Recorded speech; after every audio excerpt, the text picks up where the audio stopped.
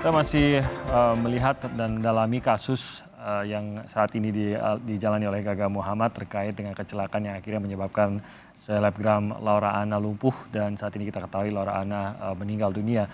Saya masih ada Kang Asep di sini juga bersama dokter spesialis bedah syaraf Dr. Dwi Karyanto. Dok, saya ingin tahu juga sebenarnya kalau yang harus diketahui oleh umum gitu.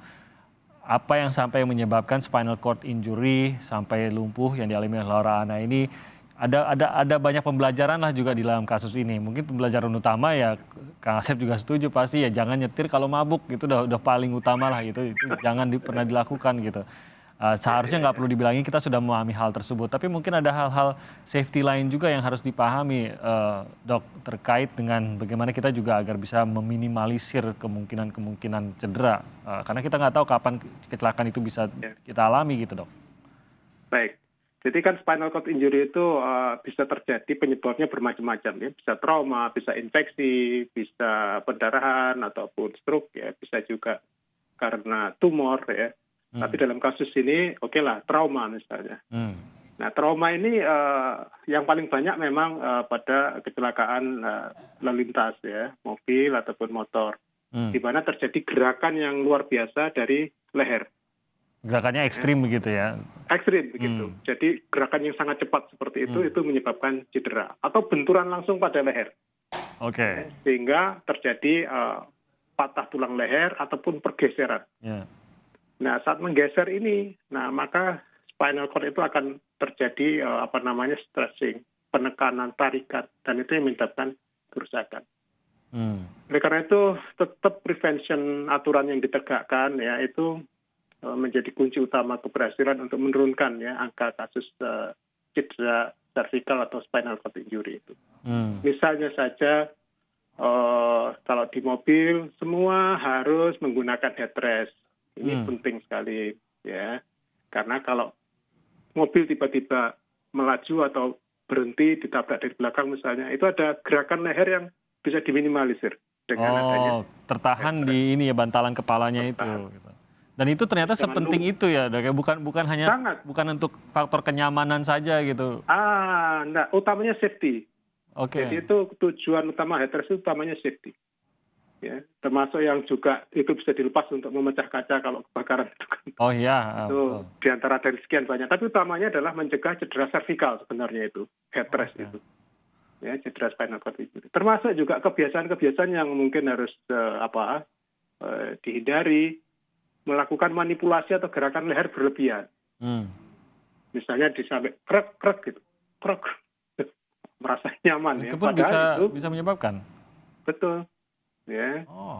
Jadi saya pernah punya pasien demikian, habis dilakukan massage di sini kemudian dilakukan manipulasi dengan menggerakkan leher yang sampai bunyi itu krek. Habis itu setelah itu tangan dan kakinya mengalami kelemahan, tidak sampai lumpuh, cuma waktu itu sampai terjadi itu harus hati-hati. Ini kewaspadaan juga, tapi memang beberapa hal tadi terkait dengan kondisi mobil ini baik kita ketahui dari dokter. Saya ke Kang Asep. Kang Asep, terkait dengan kasus ini mungkin agar kita jelas juga bahwa saat ini kan yang dijalani adalah kasus terkait dengan kecelakaan lalu lintas. Sementara pada saat kasus ini mulai mencuat kembali, sebenarnya kan ini kecelakaannya sudah 2 tahun lalu, tapi akhirnya mencuat kembali saat ini sampai akhirnya Gaga Muhammad ini ditahan untuk menjalani persidangan. Harus dipahami bahwa tuntutan itu berbeda ya, tuntutan yang kita ketahui dari keluarga Laura Anna ini mengenai sekian miliar untuk ganti rugi. Ini sebenarnya memang kasus yang berbeda dengan pada saat menjalani hukuman atau pada saat menjalani sidang untuk tuntutan pasal 310 ini. Dengan selesainya sidang ini tidak lantas berarti mendapatkan ganti rugi gitu, sederhananya gitu ya Kang Asep. Ya, jadi gini, kalau nanti setelah diputus ya, katakan dihukum berapa tahun atau berapa bulan dan sebagainya, ya tidak selesai sampai di sini, betul. Nah, terserah kalau misalkan penyidik menemukan ada tindak pidana lain, tadi misalkan narkoba lah, karena tindak pidana lain, silahkan diproses lebih lanjut. Kedua, bagi pihak keluarga tidak menutup kemungkinan ya, ketika sebelum proses malah ketika tuntutan bisa menggabungkan tuntutan ganti rugi, itu dimajukan penggabungan pasal 98 KUHP.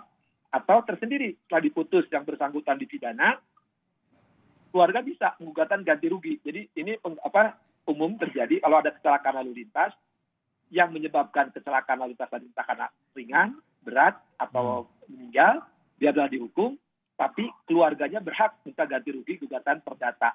Ya. Tapi memang harus ada tuntutan dari keluarga begitu. Kalau khusus perdata ini kan tidak mungkin sidangnya berjalan tanpa ada permintaan ataupun tuntutan dari keluarga gitu ya. Ya, jadi sekali lagi yang berhak mengajukan tuntutan perdata itu hanyalah keluarga atau ahli warisnya ya, atau misalkan ada hubungan walinya ya. Itu yang sekali lagi itu ada hubungan kekeluargaan. Jadi di biasanya gugat perdata umumnya ya orang tua, adik atau kakak atau saudara atau istri atau anak yang bisa mengajukan gugatan perdata. Dan itu bisa dinilai kerugian material maupun imaterial berapa karena dengan meninggalnya yang almarhum atau yang bersangkutan meninggal menyebabkan kerugian ya. Apalagi misalkan yang bersangkutan selegram ya. Contohnya atau profesi tertentu. Kalau selegram profesi tertentu meninggal itu kan kehilangan keuntungan. Nah, itu akan dinilai oleh hakim ya. Contoh yang paling gampang inilah, misalkan seorang dokter, maaf dokter ya, contoh, dokter kan tiap hari praktek segini dapat begini, ditabrak gitu atau kecelakaan oleh orang lain, nah maka dokter itu ganti rugi karena kalau dokter praktek sehari dapat berapa gitu kan, itu kan itu.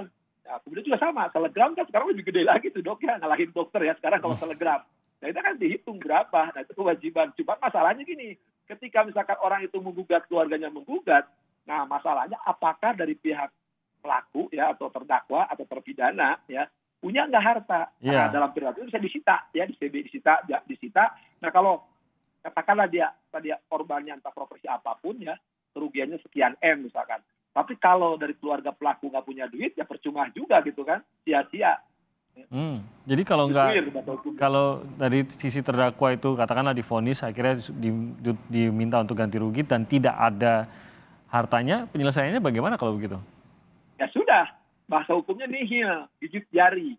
Itu maaf ya gitu. Jadi ya, dia hanya dihukum hukum penjara, walaupun misalkan dia menggabungkan tuntutan ganti rugi, misalkan dikabulkanlah sekian rupiah, sekian dolar, atau juga sanksi misalkan perdata tersendiri. Kalau yang bersangkutan tidak punya harta, ya nggak bisa apa-apa. Apalagi maaf ya, kalau yang bersangkutan pelakunya dewasa. Nah, dewasa ini bukan tanggungan orang tuanya. Hanya bersangkutan, misalkan contoh ya, makanya mahasiswa saya kan suka ugal-ugalan tuh, tabrak, entah ringan, entah berat, entah meninggal. Ya yang bisa dituntut yang bersangkutan mahasiswa, bapak ibunya nggak bertanggung jawab karena tanggung jawabnya udah tanggung jawab sendiri, dia udah dewasa. Secara hukum itu tanggung jawabnya ada pada yang bersangkutan, dia sebagai subjek hukum, nggak bisa dibebankan kepada orang tuanya. Gitu itu dilemanya hukum itu ya itu. Nah, Kang Asep, saya mau bertanya lagi terkait dengan vonis kalau dalam kasus seperti ini. Kita tahu bahwa tuntutan tertingginya itu kan 5 tahun gitu. Tapi apakah itu kan sesuai dengan pasal yang didakwakan? Sebenarnya dari pertimbangan hakim sendiri gitu, terutama mungkin melihat perkembangan dari kondisi korban, itu apakah bisa lebih tinggi, masih diperbolehkankah untuk akhirnya menjatuhkan vonis lebih tinggi dari yang diatur dalam pasal tersebut? Ya, sekali lagi, kan di KUHP itu sekali lagi ya 197 hakim harus mempertimbangkan dakwaan. Dakwaannya 310 ayat 3, itu harus dibuktikan dalam persidangan. 310 tadi menyebabkan luka berat. Kalau itu terbukti, ancamannya 5 tahun. Tidak boleh hakim keluar dari itu. Kalau hakim keluar dari itu salah penerapan hukum. Ya, sekali lagi. Jadi bukan kalau hakim menjatuhkan ringan pada orang yang sekarang katakan meninggal dunia. Jangan. Sekarang kan ada kejadian tuh kan. Minta dihukum mati, ancamannya 15 tahun mau gimana mati, ya nggak bisa lah gitu, karena itu undang-undangnya. Aku tidak boleh menghukum dengan apa yang tidak boleh diberi kewenangan oleh undang-undang. Sekali lagi, jangan salahkan hakimnya atau jaksanya ketika menuntut di luar kehendak publik. Ya karena pembuat undang-undang bukan itu, hakim terikat oleh aturan mainnya itu. Gitu. Iya, nggak bisa hanya karena desakannya begitu. Memang harus terikat oleh undang-undang dan itulah memang yang menjadi pegangan hakim, itu harus kita hormati begitu ya, Kang Asep ya. Gini Pak, masih sebelum lupa, jadi penegakan hukum itu karena politik hukum, kesadaran hukum masyarakat, katakanlah kesadaran hukum masyarakat menuntut maksimal, entah mati, seumur hidup. Tapi karena politik hukumnya pembuatan undang-undang ancamannya ringan-ringan, ya sudah, karena hakim terikat. Kalau itu nanti hakimnya semena-mena, jaksanya semena-mena, yang tidak boleh. Maka sering saya katakan politik hukum itu biarlah kasih maksimal di ancaman ya. Nah, karena kita pengalaman ini kan dari dulu tuh 359 itu paling sering kejadian, dia setahu HP sekarang jadi 310. Kan harus tadi saya katakan, supaya nanti hakim interval itu menjatuhkan. Kalau sekarang terlalu ringan, nanti hakim, tapi di lain pihak juga dilemanya apa? kalau ancamannya terlalu berat, nah ada penyalahgunaan oknum-oknum tertentu ya, yang mungkin orang tadi karena kelalaian sehingga dimasukin penjara, terjadilah akhirnya apa? Ya maaf ya, nah disitulah terjadi kontrak-kontrak yang di luar hukum gitu kan, jadi ya kamu nggak ditahan, tapi kamu gini. Memang dilemanya itu saya bilang kebijakan hakim harus menuntut. Cuman jangan publik menuntut hukuman lebih 5 tahun, karena jaksa menuntut maksimalnya 5 tahun. Jadi kalaupun sampai maksimal, saya percaya hakim hanya berani di 5 tahun. Kalau lebih 5 tahun pasti dibatalkan oleh Mahkamah Agung. Oke, nah saya mau ke dokter. Dok, mungkin dokter bisa bercerita juga. Tadi kita sempat berbicara mengenai tuntutan. Tuntutan ini kan utamanya sebenarnya kalau kita lihat dari sisi keluarganya mengatakan lebih kepada ya tentu saja keluar biaya untuk perawatan gitu. Dan ini tidak sedikit, tadi dokter juga mengatakan bahwa kalau sudah mengalami kelumpuhan memang ya hari-harinya perawatannya sangat complicated, sangat rumit memang. Apa sebenarnya mungkin gambaran buat kita juga yang harus dimiliki, dijalani atau bahkan terus dikonsumsi oleh pasien seperti pada saat Laura pada saat masih hidup begitu, dan rumitnya itu seperti apa? Karena kita hanya paham bahwa lumpuh tidak bisa bergerak, tapi sebenarnya saya yakin dari sisi medisnya banyak sekali yang masih harus dilakukan gitu untuk membantu kehidupannya. Ya. Jadi pada fase akut, pada cedera spinal cord yang berat, itu kan problemnya gangguan nafas spontan. Dan itu umumnya memerlukan perawatan di ICU dengan ventilator, ya, alat bantu nafas. Ketika bisa keluar dari situasi itu, bisa bernafas spontan, kemudian juga kita pastikan apakah lehernya stabil, begitu. Karena kalau tidak stabil, kita lakukan tindakan operasi untuk memastikan agar tulang lehernya stabil. Ya. Bukan sekali lagi memperbaiki motorik, hanya membuat stabil. Sehingga apa? Ketika pasien sudah bisa lepas infus, ya, lepas dari berbagai yang dipasang di ICU dan seterusnya, dia bisa mulai mobilisasi. Maka dengan leher yang stabil diharapkan dia bisa duduk. Nah, di sini yang perjalanan yang sangat panjang itu. Karena ketika dia adalah tetraplegi, ya, kelumpuhan yang permanen, maka seluruh aktivitasnya harus menyesuaikan dengan situasi baru itu. Ya. Jadi kalau mohon maaf, kalau misalnya yang pekerjaannya tidak melibatkan tangan dan kaki, masih tetap bisa dilakukan. Ya, dengan situasi seperti itu, dan itu di negara maju menjadi concern, ya, bagaimana pasien-pasien pasca spinal cord injury itu masih tetap bisa melakukan aktivitas sehari-hari dengan berbagai modifikasi. Nah, ini yang kadang-kadang tidak sederhana. Di kantornya, di tempat kerja, ya, di rumahnya itu harus dilakukan penyesuaian sedemikian rupa sehingga dia bisa mobile, bisa merawat dirinya sendiri, ya, seperti itu. Nah, itu yang dan terbayang memang biaya-biaya yang harus dikeluarkan untuk menjalani hal-hal tersebut. Saya mungkin terakhir ke Kang Asep, yang saya ingin tahu adalah ini kan kasus sudah 2 tahun sebenarnya sejak kejadian gitu, dan ternyata memang sudah ada komunikasi antara kedua belah pihak keluarga sampai akhirnya titik terpisahnya itu yang menyebabkan akhirnya ini juga masuk ke dalam jalur hukum, dan saat ini kita lihat sidangnya berjalan.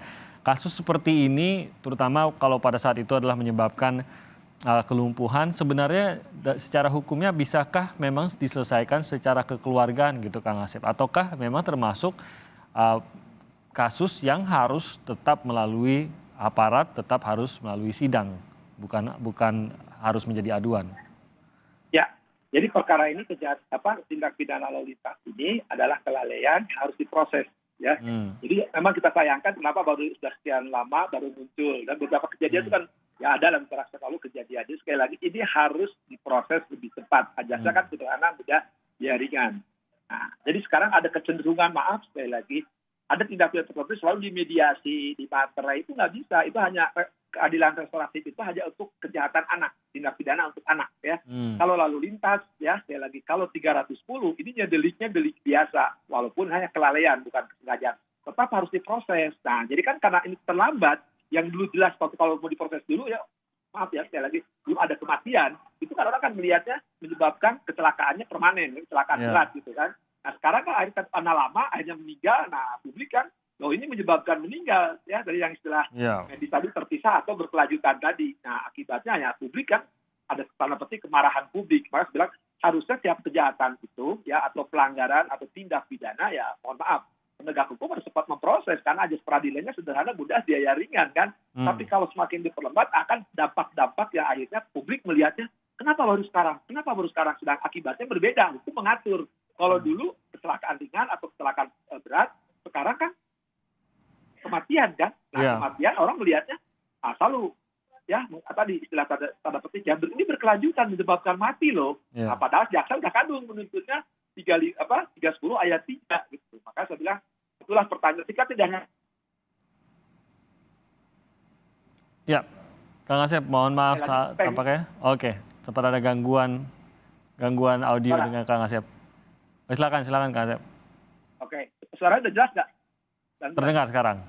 Ya, sekali lagi, ini kenapa terlambat ya? Saya bilang, ya itulah jadi pertanyaan. Coba kalau menggunakan sederhana, mudah, biar ringan, cepat prosesnya, tidak akan terjadi. Dulu kan kejadian ketika luka ya atau permanen. Nah sekarang kan kematian. Publik akan melihatnya menyebabkan kematian sehingga penegak hukum dituntut hukumannya berat. Nah coba kalau semua kejadian-kejadian itu dengan cara-cara yang cepat, apalagi tidak ada mediasi, tidak ada kekeluargaan, kayaknya kejahatannya tindak pidananya deliknya delik biasa, bukan delik aduan yang tidak bisa dimediasi. Nah ini catatan juga ya buat ini proses hukum kita. Baik Kang Asep, terima kasih banyak atas waktunya. Juga Dr. Dwi Karyanto, terima kasih atas waktunya. Sehat-sehat terus Kang Asep dan juga dokter. Terima kasih banyak. Selalu semangat.